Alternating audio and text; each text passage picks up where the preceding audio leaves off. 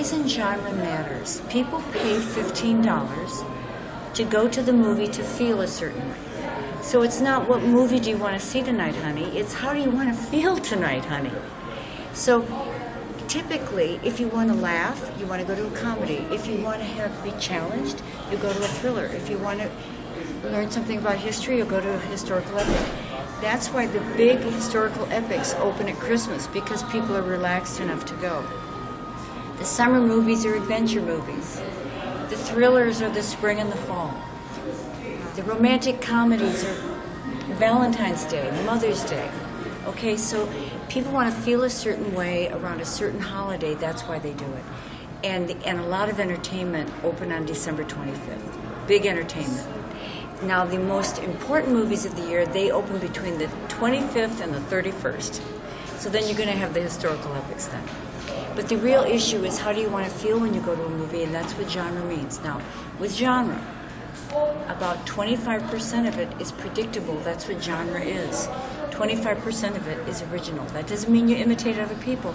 It just means that you know that you're working within a genre because that's what the audience is looking for. So you have to promise them what they paid for. So you have to know the elements of genre, and I cover that in my book as well.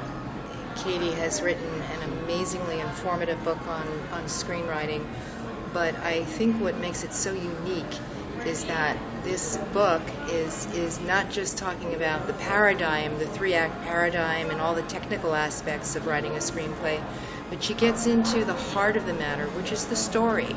And Katy, if you can tell us a little bit about what a writer has to think about when he's first, or he or she is going to think about creating a story. Typically, you don't just begin with one idea, you begin with several ideas.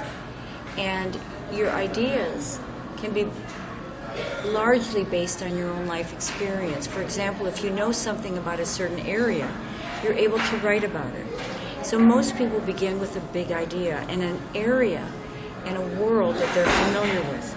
Sometimes they'll read something in the newspaper, but if you choose to do a true story, if the people are living, you have to acquire the rights, and then you have to require releases from every character that's portrayed. It's a practice of law that's very complex, so I urge you that if you decide to do something like that, you need to retain some kind of an agent or lawyer that's going to assist you. I've done a lot of these, and I had very good support staff to do it. But in the meanwhile, when you're choosing your area to write about, don't just stay with one. Begin with several, and then you can think about what you want to write about. And when you're in a classroom situation, you can pitch it to the various people, and they will tell you what's the most commercial. But within that, the second area that matters, when you sell a project, you have what's called a certificate of authorship. So you have to be willing to answer the question, how did my story originate? So within that, you say it originated because I worked I was a nurse, so I know a lot about hospitals, or I was a doctor, or I was a lawyer, or I'm a golfer, or I'm a ballerina. Whatever that may be, you originate where it comes from, and you put it in writing, you describe that. But what also goes along with that is, what is it about you that is unique, that can handle the subject matter better than another writer? So don't choose something if it's not your best area, if it's something that you think that you don't really know that much about. And number 3, this is very abstract, but story values. What is it about the story that you want to reveal? What is it about human nature that fascinates you, that you alone can tell a story about? So you pick your genre, you decide what it is you're going to do with the genre, and then you pick your story values within that genre, and then you try to reveal those to the characters.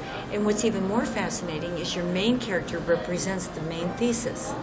So whatever it is you want to discuss or reveal in the story, you attach it to the character traits of your main character, and the characters that they interact with will oppose it, support it, or negate it. So you're creating a story that is filled with true aspects of a human being that represents your story. And the other characters then reveal that. So between the story, who you are as a writer, and then the story values, those are the 3 elements.